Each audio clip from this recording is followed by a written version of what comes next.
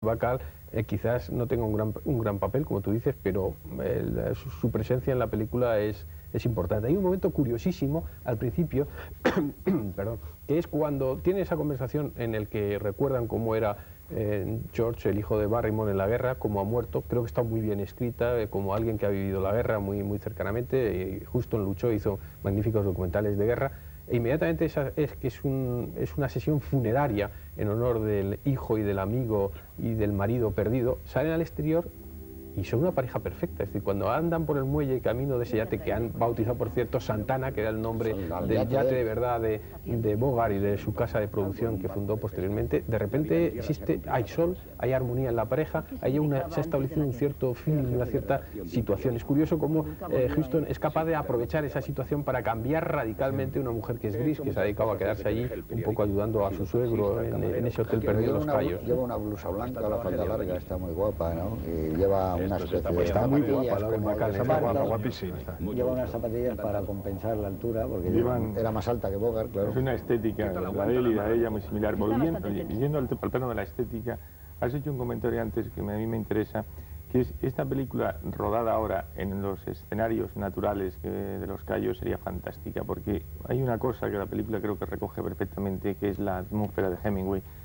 No sé si habéis tenido ocasión de ver la casa de Hemingway en Cuba, que en definitiva el hotel es un hotel de temporada para pescadores, el hotelito de Cayo Largo. Hemingway tenía la casa de Torrevieja, era una casa para las temporadas de pesca de Hemingway en Cuba, y luego la atmósfera es muy similar, o sea, eso está perfectamente recogida, esa atmósfera, esa decoración de finales de los años 40 en un hotel, de lo que es un hotel de temporada. Es un ambiente perfectamente descrito en la película. Esa casa de Hemingway que está tal y como cuando él murió, y que está llena de revistas deportivas, Sport Illustrated, libros de Baroja, tiene cosas muy bonitas, y esa medida que tiene en el baño, donde él apuntaba si adelgazaba o no adelgazaba, escrito al lápiz en ese baño. Y escribía de pie, porque Hemingway gran parte escribía de pie.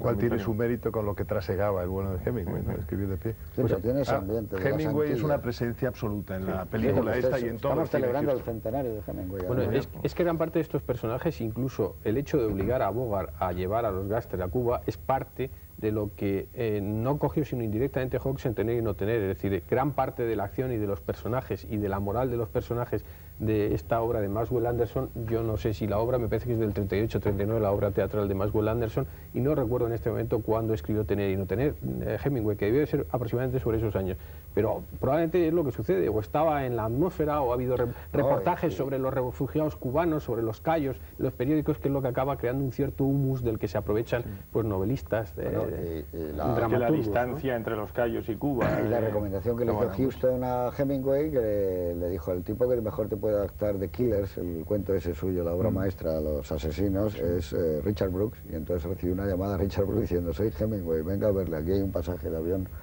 Y este fue a verle y estuvo un día con él, y al final le dijo: yo no tengo ni idea de cómo se puede hacer una película de ese cuento de 6 páginas, que es portentoso. Dijo Hemingway: yo tampoco, pero usted, un hombre inteligente, otro me hubiera contado aquí lo que podría hacer.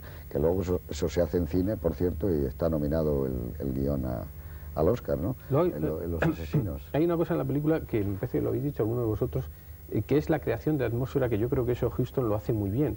Y me gusta sobre todo el segmento en el que reaparece el sheriff después de la tormenta, ¿no? Eso está muy bien rodado, aprovechando los claroscuros cuando sale al exterior, ese cadáver que es un cadáver extraído casi de un cuento de fantasma macabro de Poe, metido en una zanja lleno de fango, un cadáver que han tirado al mar y que el mar arroja otra vez, casi como si fuera una conciencia moral a las propias puertas del hotel, ¿no? La muerte, pues prácticamente no sugerida, en elipsis, de los 2 indios, otras víctimas inocentes, un poco exageradamente quizás en la dramaturgia, de la cobardía moral de los que están allí, que no son capaces de decir las cosas y tal, son los verdaderos inocentes, ¿no? Una minoría étnica, pues golpeada ahí, ¿no? Pero toda esa presencia de Tomás Gómez, del sheriff, buscando la llegada misteriosa de esos Gaster metidos dentro del coche, que no salen hasta el final, con esas gabardinas cubiertas de lluvia, yo creo que todo eso lo aprovecha muy bien y le da una intensidad dramática importante al final.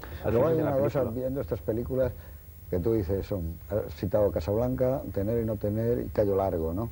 Las 3 son películas Warner, las 3 son en blanco y negro, las 3 están rodadas en el mismo estudio, en el mismo backlot, pues son distintas. Michael Curtiz, dices, se impone al propio estudio y su puesta en escena, incluso Casablanca es una película como de von Stenberg, tiene una iluminación absolutamente distinta. Y no digamos nada del el tener y no tener, no tiene nada que ver con esta. Y aquí Huston marca su personalidad, esos planos cuando está en la parte de arriba del barco esperando que salga con la luz lechosa, esa que tiene la cara de Bogart, que parece que está muerto, de que le vayan a dar un disparo, los disparos del otro, esos son especiales, son planos... Está rodado con mucha sequedad. Y hay un plano inclinado también al inicio de la película cuando se percatan los que están en el hall del hotel, en el salón del hotel, de los gritos de Claire Trevor arriba, que está siendo acosada en principio por Robinson, ¿no? Hay un plano inclinado ahí de Lionel Barrymore, creo, que pregunta qué es lo que está pasando arriba, no es un plano perfecto, ¿no?, en la película. Sí, además tienen la sensación en estas películas que, por ejemplo, cuando se toman una copa en la barra, el whisky está caliente. Sí, que es, ¿cómo debe estar esto? Pues Claire Trevor da sed, ¿eh? Cuando estás viendo la película te apetece tomarte una copa, ¿no? Pero la necesidad que tiene. La obligan a cantar, ¿eh? Ese es un plano magnífico. Yo probablemente... Tú estaba nominado, yo creo que ganó el Oscar a la mejor actriz secundaria por esta película, ¿no? Está muy bien Claire Trevor. Y tú has dicho una cosa que es cierto, es cómo ha envejecido esa mujer en 10 años desde La Diligencia, ¿no? Porque hay 10 años de La Diligencia. Y perdóname, y en la película hay una alusión a esos 10 años, lógicamente, ¿no?, a La Diligencia, pero cuando ella llega al hotel, hace 8 años que no ve a Robinson, y le dice cómo has envejecido en estos 8 años. O sea que la vida real... La Diligencia es del 39, esta es del 48. Pero en el 38, prácticamente 10 años, los 10 años que han pasado. De Dallas, y ya, claro, era la pareja de un John Wayne jovencísimo, además. Pues el que se resistió a rodar esta película fue Robinson, porque estaba harto que le colocaran papeles arquetípicos como esto, ¿no? Y se resistió muchísimo hasta que vio el guión de Brooks y le convenció, claro, porque la verdad es que tiene un personaje espléndido al que él le saca el máximo partido posible, porque tiene todos los registros habidos y por haber con respecto al personaje: cobardía, prepotencia, crueldad, obscenidad. Esos planos en los que musita, pues nos imaginamos obscenidades sin cuento al oído de Lauren Bacall, están muy bien rodados y muy bien subrayados por parte de... Y los dos primeros planos que tiene, que es cuando él aparece por primera vez en escena, que es en la bañera, hay un plano de la película que es fantástico. Esa presentación de personajes prodigiosa. Es fantástica. Y luego la del afeitado.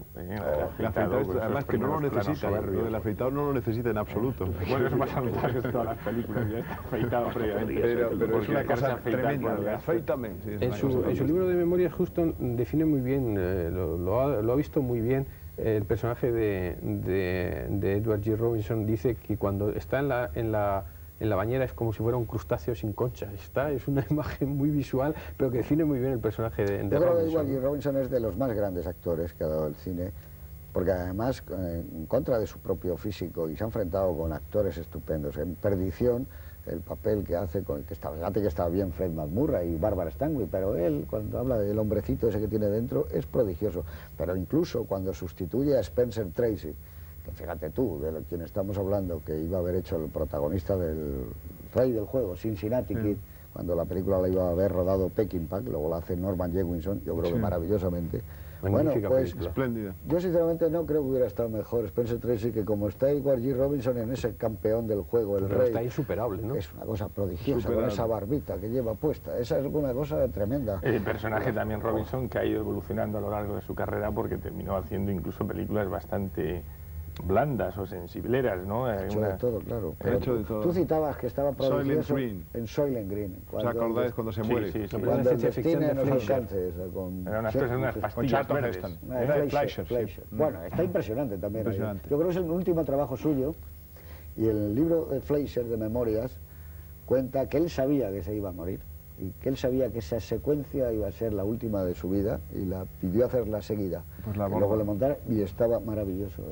Luego es curioso porque en su vida privada era un gran y delicado y exquisito y elegante coleccionista de obras de arte, con Billy Wilder, los dos grandes coleccionistas de obras de arte de la colonia de Hollywood, ¿no? Entonces a él le horrorizaba que transmitir siempre en sus películas esta idea de Gaster. Yo creo que Gaster bueno se lo ha hecho, lo comentábamos mientras lo veíamos, en Pasaporte a la fama, creo que se llama la película esta de John Ford, en la que hace dos personajes, el gángster y el ciudadano burgués perdido, tímido, que se parece al gángster y que crea una verdadera comedia de enredo, casi al estilo de Capra. Es la película más Capra de todas las de John Ford. Él no trabajaba en Mil ojos tiene la noche, yo creo que trabajaba ahí, que estaba estupendo, igual que en La mujer del cuadro, en todas La mujer del cuadro está prodigioso, esas películas que las hacía él Bueno, estaban hechas como para él, igual que hablaba Juan Antonio de que hay unas películas como para Bogart, había unas películas para Edward G. Robinson, ¿no? En Kid Galahad también salía, ¿no os acordáis? Que era un gángster metido. Y no hemos hablado de Barrymore, otro de la saga de Barrymore, siempre está aquí mi amigo Tebar, que es uno de los especialistas en la familia, los Barrymore de Broadway, ¿no? La realeza de Broadway. Aquí está prodigioso.